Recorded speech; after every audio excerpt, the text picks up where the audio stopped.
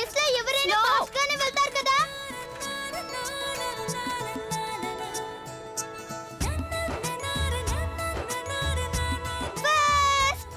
Mummy, ఈ రోజు నేను మళ్ళీ ఫస్ట్ వచ్చాను, నువ్వు ఓడిపోయావు. ఇలా ఎందుకు జరుగుతుంది? మనం ఎప్పుడన్నా నువ్వు ఓడిపోతావు, నేను గెలుస్తాను. ఎందుకంటే కృష్ణ ఛాంపియన్ కదా, ఇక ఛాంపియన్ ఎవరు ఓడించలేరు కదా, అంతే కదా? అది నిజమే. ఏంటి సంగతి? ఈ రోజు కృష్ణ చాలా సంతోషంగా ఉంది. బస్ మ్యూజిక్ క్లాస్ లో టీచర్ బాగా మెచ్చుకొని ఉంటారు. మేడం నన్ను వెరీ గుడ్ అన్నారు. అలాగే మరొక విషయం కూడా ఉందమ్మా, మా క్లాస్ అంతా రేపు నేచర్ ట్రిప్ కి వెళ్తుంది, ఆనంద్ ఆశ్రమ్ కి. School trip, Anandashram? చాలా సరదాగా ఉంటుంది, పిక్నిక్ లాగా ఉంటుంది, నేర్చుకోవడానికి కూడా చాలా ఉంటుంది కదా. నా ఫ్రెండ్స్ అందరూ చాలా సంతోషంగా ఉన్నారు, మేమందరం చాలా ఎంజాయ్ చేయబోతున్నాం. అలాగే అమ్మ, నేను కూడా వాళ్ళతో. లేదు లేదు కృష్ణ, నువ్వు వెళ్ళకూడదు. ఎందుకు? ఎందుకంటే నువ్వు. ఏంటి నేను? చెప్పమ్మా. మొత్తం క్లాస్ లో అందరూ వెళ్తుంటే నేను మాత్రం ఎందుకు వెళ్ళకూడదు? కృష్ణ, అసలు నీ హెల్త్ బాలేదు, నిన్న స్టిచెస్ కూడా పడ్డాయి. నువ్వెక్కడికి వెళ్ళకూడదు. కరుణ పిన్ని రెస్ట్ తీసుకోవాలని చెప్పింది కదా, ఆయన నేను స్కూల్కి పంపించాను ఎందుకంటే నీకు మ్యూజిక్ క్లాస్ మిస్ అవ్వకూడదని. కానీ ఇప్పుడు నువ్వే ట్రిప్ కి వెళ్ళడం కుదరదు. ముందు నీ హెల్త్ సెట్ అవని, ఆ తర్వాత చూద్దాం. కానీ అమ్మ క్లాస్ మొత్తం నా కోసం వెయిట్ చేస్తుందా? అయినా ఇప్పుడు నాకు బాగైపోయింది కదా. లేదు కృష్ణ, నీకు ఇంకా బాగవలేదు. ప్లీజ్ అమ్మా, ప్లీజ్ ప్లీజ్ అమ్మా, ప్లీజ్. కృష్ణ ప్లీజ్, మొండితనం చెయ్యొద్దు. నేను చెప్పాను కదా నువ్వు వెళ్ళడానికి వీల్లేదని.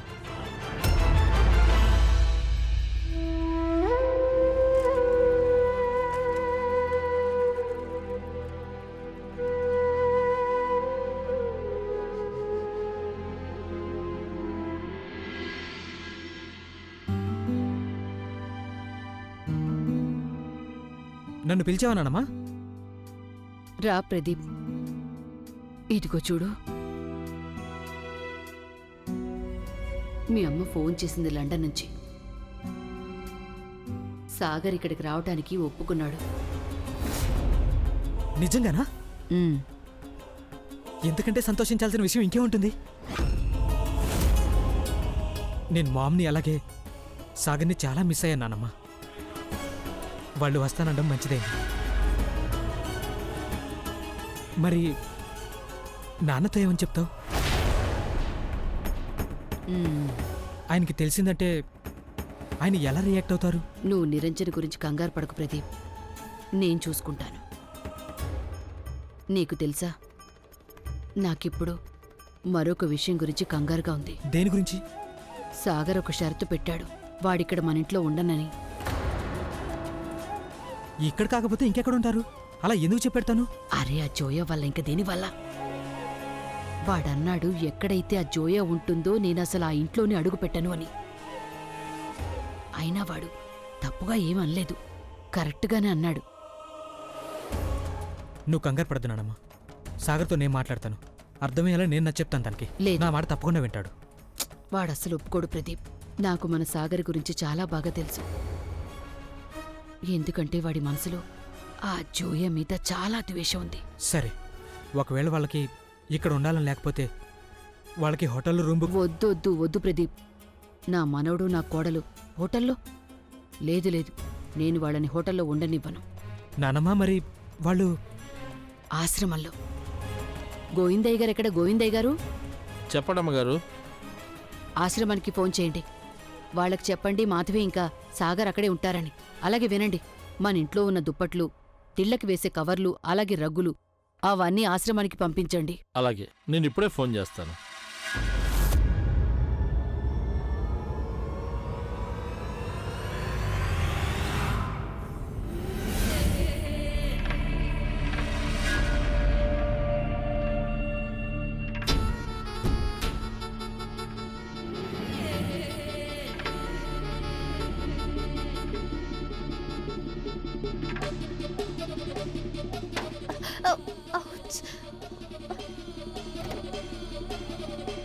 ఏదైతే జరుగుతుందో అది అస్సలు కరెక్ట్ కాదు.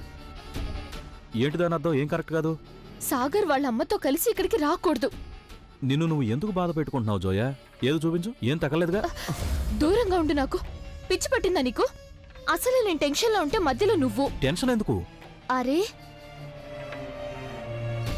తల్లి కొడుకు ఇక్కడికొచ్చి అబ్బు మనసు మార్చేశారంటే ఆయనని వాళ్ళ వైపు తిప్పుకున్నారంటే అసలే ఆ ముసల్ది వాళ్ళిద్దరిని శాశ్వతంగా ఇక్కడే ఉండిపోయేలా చేసిందంటే అప్పుడు నా సంగతి ఏమవుతుంది? ఇప్పటికే సాగర్ అంటే ప్రాణం కదా ఆ ముసల్దానికి. సాగర్ని వాళ్ళ అమ్మని ఇక్కడ ఉండడానికి ఒప్పించేస్తే అప్పుడు నాకేమవుతుందో అర్థం కావట్లేదు. అంటే అప్పుడు మీ అబ్బు ఆస్తిలో మరొక భాగస్వామి వస్తారనమాట. ఇక మా జోయారాణి చేతులు ముడుచుకుని కూర్చుంటుంది. మర్యాదగా మాట్లాడు. నీకేమైనా మతిపోయిందా ఏంటి? ఓహో, ఇప్పుడే అంత పొగరా? అరే, ఇంకా ఆస్తి నీ చేతికి దక్కనే లేదు. ఒకవేళ రేపు నువ్వు గొప్పదాని అయిపోయావంటే అప్పుడు ఏం చేస్తావో అర్థం కావట్లేదు. సరే, ఇవన్నీ వదిలే. కావాలంటే నేనేమైనా చేయనా? వద్దు, ఏమీ అవసరం లేదు. ఒకవేళ నువ్వు మధ్యలోకి వస్తే అంతా నాశనం చేస్తావు. ఇప్పుడు ఏం చెయ్యాలన్నా సరే అది నేనే చెయ్యాల్సి ఉంటుంది.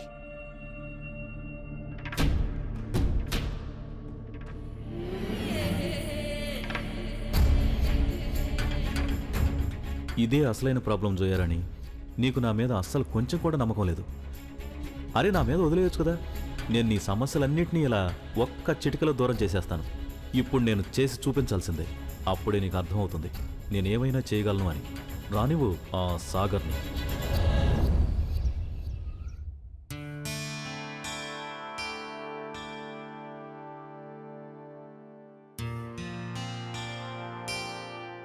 కృష్ణ, నువ్వు ఇంకా రెడీ అవ్వలేదా?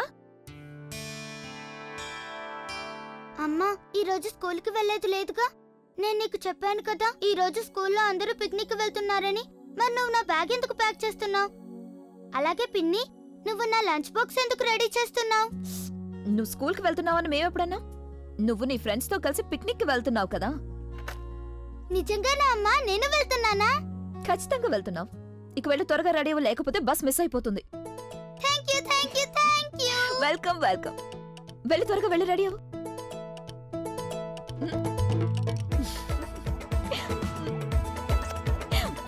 వెళ్ళి త్వరగా రెడీ అవ్వు.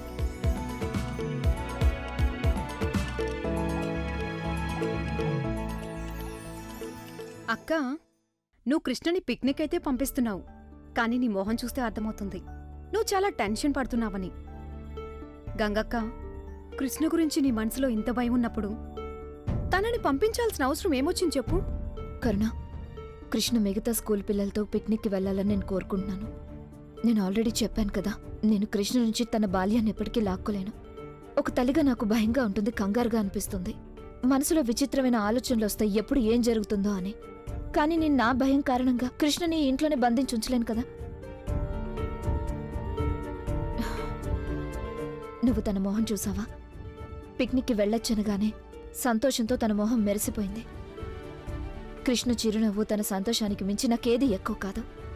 అయినా నేను తన క్లాస్ టీచర్ సునీత మేడంకి మొత్తం అంతా చెప్పాను. అండ్ ఆవిడకి ఇది కూడా చెప్పాను, కృష్ణకి దీని గురించి ఏం చెప్పకూడదని. ఆవిడ కృష్ణని జాగ్రత్తగా చూసుకుంటానని చెప్పారు. అయినా ఇదంతా కేవలం కొన్ని గంటల వరకే కదా. ఐమ్ షూర్ తనకేమీ కాదు.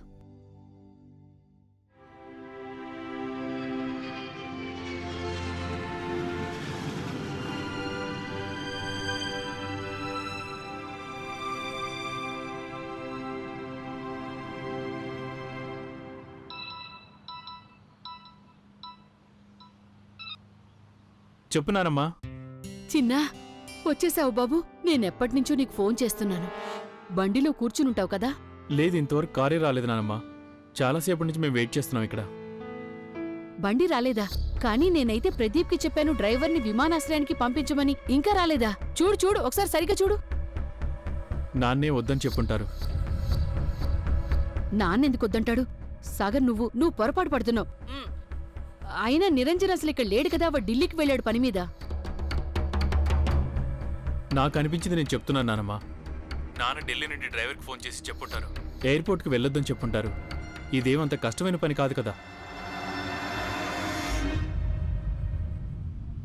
సరే, ఏదైతే ఏంలే, మేము టాక్సీ తీసుకుని వెళ్తాం. చిన్నా, ఆశ్రమానికి వెళ్లే ముందు నువ్వు ఒకసారి ఇంటికి రావచ్చు కదా. మాకిక్కడికి రాగానే చాలా గ్రాండ్గా వెల్కమ్ చెప్పారు కదా. నేను అక్కడికి రాలేను. మీరే రేపు ఆశ్రమానికి రండి. బాయ్.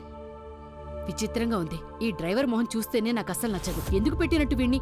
ఏ పని చేయడు. ఎంత పెద్ద విషయం ఇది. సాగర్ మాధవి వస్తున్నారని చెప్పినా వెళ్ళలేదు.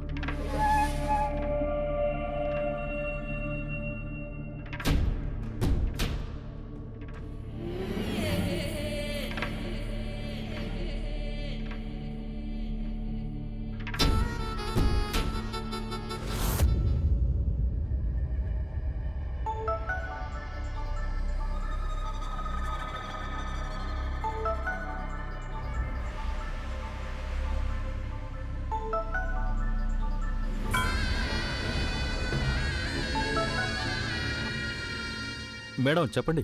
ఐఎమ్ ష్యూర్ ప్రదీప్ నిన్ను ఎయిర్పోర్ట్కి వెళ్ళమని చెప్పుంటాడు కదా. అవును చెప్పారు.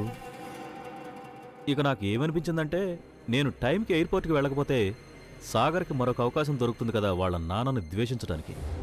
ఎందుకంటే తను ఇదే కదా అనుకుంటాడు, జడ్జి గారు ఎయిర్పోర్ట్కి వెళ్ళొద్దన్నారని. అవునా కదా? అంతే, అందుకనే వెళ్ళలేదు. నాతో పాటు ఉండి ఉండి తెలివైన వాడివయ్యావు. Good, very good.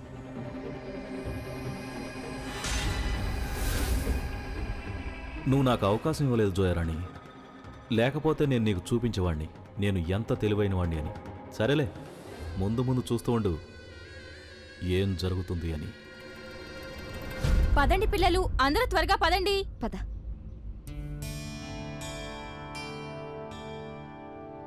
మమ్మీ, నువ్వు మిగతా మమ్మీలా ఎందుకు లేవు? అలా చూడు, అందరూ అడుగుతున్నారు వాటర్ బాటిల్ ఉందా, లంచ్ బాక్స్ ఉందా, బ్యాగ్ లో నేమ్ కార్డ్ ఉందా అని. కానీ నీకు నా గురించి ఆలోచనే లేదు. నీ గురించి ఆలోచన లేదని ఎవరన్నారు? నేను నీ గురించి చాలా ఆలోచిస్తాను, అందుకే నేను ఎక్కువగా ముద్దు చేయను. ఒకవేళ నేను నిన్ను ప్రతిదీ అడుగుతూ ప్రతిదీ చేసి పెడితే అప్పుడు నీకు నీ పనులు చేసుకోవడం ఎప్పటికీ రాదు కదా. ఇక నేను కోరుకుంటున్నాను నా కృష్ణ ఒక ఇండిపెండెంట్ అమ్మాయి కావాలని, బాధ్యత గల అమ్మాయి. ఒకవేళ ఎప్పుడైనా ఏమైనా తప్పు జరిగితే నేనున్నాను కదా, నేను చూసుకుంటాను. నువ్వు నిజంగానే డిఫరెంట్ గా ఉంటావు మమ్మీ, కానీ నిన్ను కన్ఫ్యూజ్ అయిపోతాను. ఆలోచిస్తూ ఉంటాను, నేను నిన్ను ప్రేమించాలా లేక కంప్లైంట్ చేయాలా అని. ఇంత ఎక్కువగా ఆలోచించద్దు. ఇక వెళ్ళు వెళ్ళు వెళ్ళు.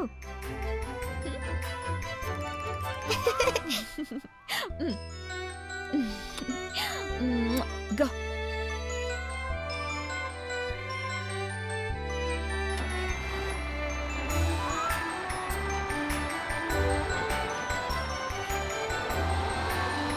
జాగ్రత్త Krishna, be a good girl.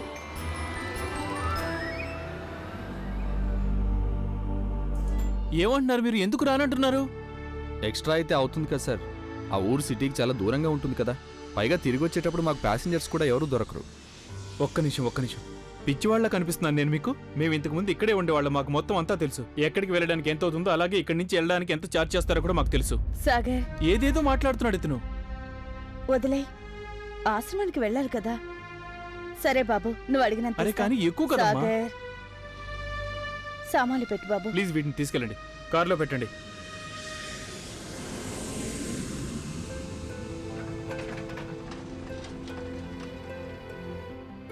నాన్న కనీసం ఒక్కసారి కూడా ఆలోచించలేదు మన దగ్గర సామాన్లుంటే మనం ఎలా వెళ్తామని. అరే నా గురించి కాకపోయినా కనీసం నీ గురించే ఆలోచించాలి కదా. 7 ఏళ్ల తర్వాత వస్తున్నాం మనం. పోనీలే సాగర్, ఆశ్రమానికి వెళ్ళాలి కదా. నాకేమనిపిస్తుందంటే మనం ఇక్కడికి రావడం నాన్నకి ఇష్టం లేదని. అందుకని పని వంకతో నాన్న ఢిల్లీ వెళ్ళిపోయారు. సాగర్, అవన్నీ వదిలే. నువ్వు వెళ్ళి వాటర్ బాటిల్ తీసుకురా, దారిలో కావాలిగా.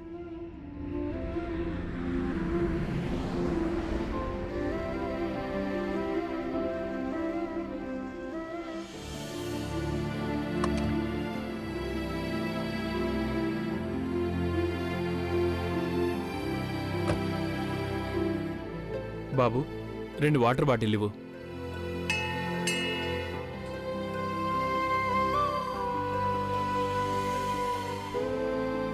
భగవంతుడా, నువ్వే ఏదో ఒకటి చేసి సాగర్ మనసులో ఉన్న ద్వేషం, కోపం అంతా పోగొట్టు. నేను తనని మళ్ళీ సంతోషంగా చూడాలనుకుంటున్నాను. ఒకవేళ ఇక్కడే తన మనసుకి ప్రశాంతత దొరుకుతుందేమో.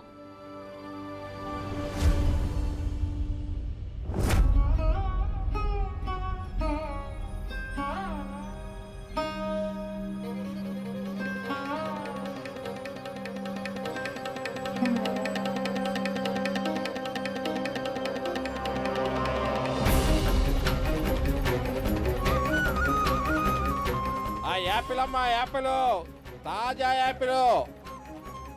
ఒక్క నిమిషం. నమస్తే. కృష్ణ రాలేదు ఈరోజు? లేదు, ఈరోజు తన ఫ్రెండ్స్తో కలిసి పిక్నిక్ వెళ్ళింది. అలాగా. తనని పంపించి చాలా మంచి పని చేశారు మీరు. ఇలా వెళితే తను చాలా సంతోషిస్తుంది కదా.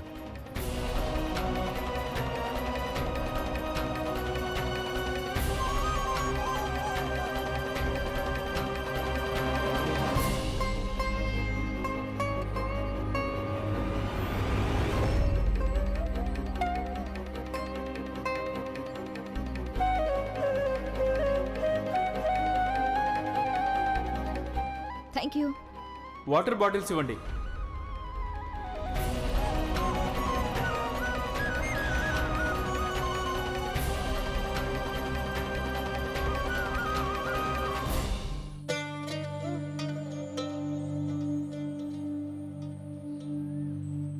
మాటి మాటికి తన గొంతు ఎందుకు వినిపిస్తుంది నాకు?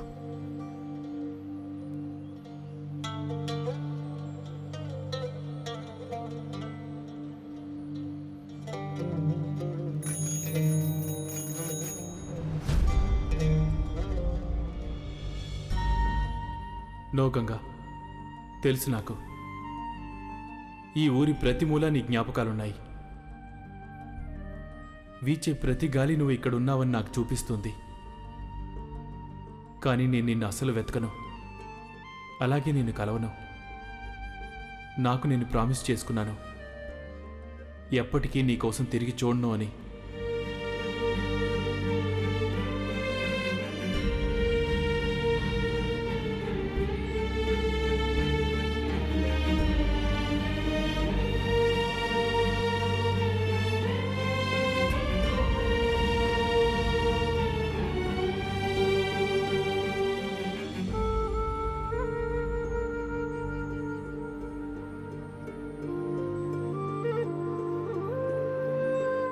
తన పేరు గంగ. చాలా మంచి లాయర్. తెలుసా, గంగానది అశుద్ధం కాకుండా కాపాడడానికి చాలా కష్టపడుతోంది. మీకు తెలుసా తను? తెలీదు.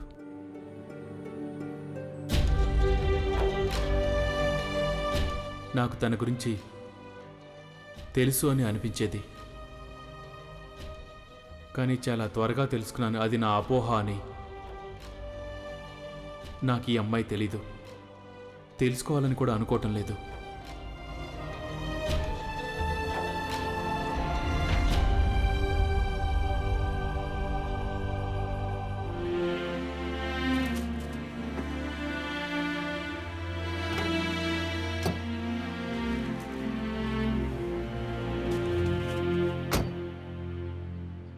పదబాబు.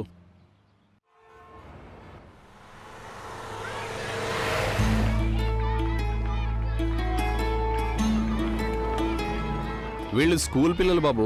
ఆశ్రమం దగ్గరలో ఒక అడవి ఉంది కదా, అక్కడికి వెళ్తున్నారేమో సరదాగా గడపడానికి.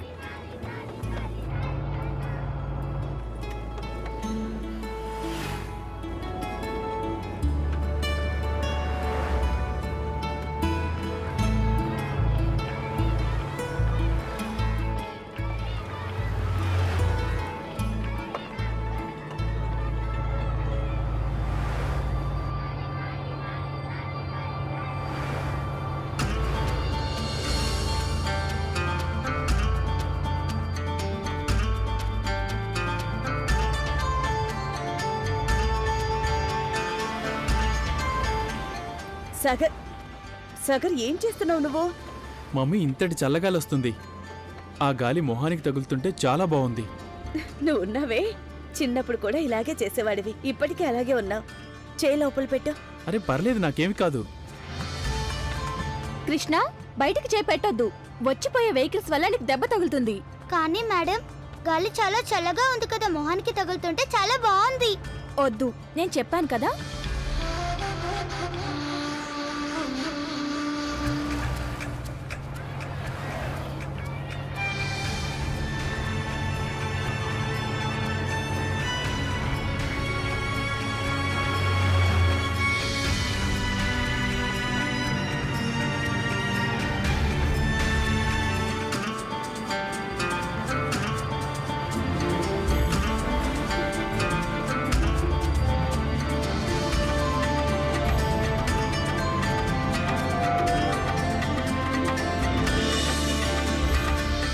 అరే అరే అరే నా స్కార్ఫ్! అరే కృష్ణ చెప్పిన మాట వినవా నువ్వు? నెక్స్ట్ టైం నిన్ను మాతో పాటు తీసుకురాను. ఈ స్కార్ఫ్ ఎవరిది? అరే ఆ బస్సులో నుండి వచ్చింది ఎవరిదైనా పిల్లలు అయి ఉంటుంది. ఇదిగో చూడు బాబు, కొంచెం ఆ బస్సు వెనక్కి వెళ్ళు. ఈ స్కార్ఫ్ ఇవ్వాలి. Excuse me.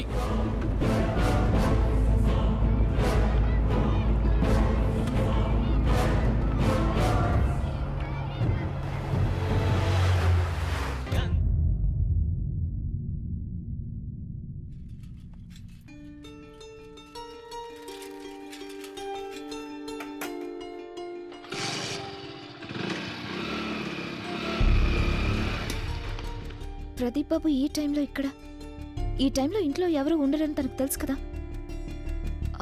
అరే కరుణ, నువ్వెంతవరకు క్లినిక్కి వెళ్ళలేదా? వెళ్ళాను గంగక్క. అది యాక్చువల్లీ ఒక పేషెంట్ది చాలా ఇంపార్టెంట్ ఫైల్ ఇంట్లోనే మర్చిపోయాను, అందుకే వచ్చాను. ఇంతకీ ఈ రోజు నువ్వు ఇంత త్వరగా ఇంటికి వచ్చేసావేంటి? ఆ జడ్జ్ గారికి హెల్త్ బాగాలేదని ఉన్నట్టుండి అంతా క్యాన్సిల్ అయిపోయింది. ప్రదీప్ బాబు వచ్చారా? ప్రదీప్? నేను ఇప్పుడే తను వెళ్ళడం చూశాను. అది నిన్ను కలవడానికే వచ్చాడు. కానీ ప్రదీప్ బాబుకి తెలుసు కదా ఈ టైంలో నేను కోర్టులో ఉంటాను, ఇంట్లో ఉండనని. నేను కూడా తనకి అదే చెప్పానక్క. సరే నేను తనకి ఫోన్ చేస్తాను. సరే ఇక నేను వెళ్తాను. ఓకే.